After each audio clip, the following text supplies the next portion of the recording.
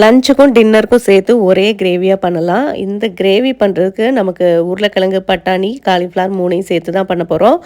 First வந்துட்டு ஒரு ஃப்ரெஷ்ஷான மசாலா அரைச்சிடலாம். அதுக்கு வந்துட்டு ஒரு பேனில் கொஞ்சமாக எண்ணெய் எடுத்துகிட்டு இந்த அளவுக்கு சின்ன வெங்காயம் எடுத்துக்கோங்க. வெங்காயம் நல்லா கண்ணாடி பதம் வர வர வதக்கிடுங்க.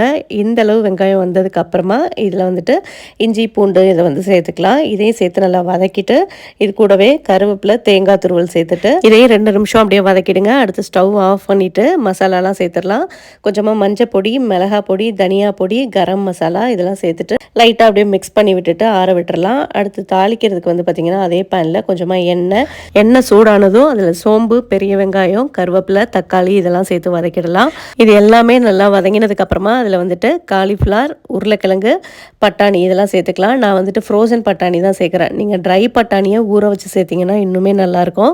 இப்போ இதெல்லாம் சேர்த்துட்டு நல்லா மிக்ஸ் பண்ணிவிட்டு இது வேகிற அளவுக்கு தண்ணி சேர்த்து தேவையான அளவு சால்ட்டு சேர்த்து க்ளோஸ் பண்ணி வேக விட்டுறலாம். இந்த கிரேவி வந்துட்டு தோசை, சப்பாத்தி, ரைஸ் கூடலாம் வச்சு சாப்பிட்டா ரொம்ப நல்லாயிருக்கும்.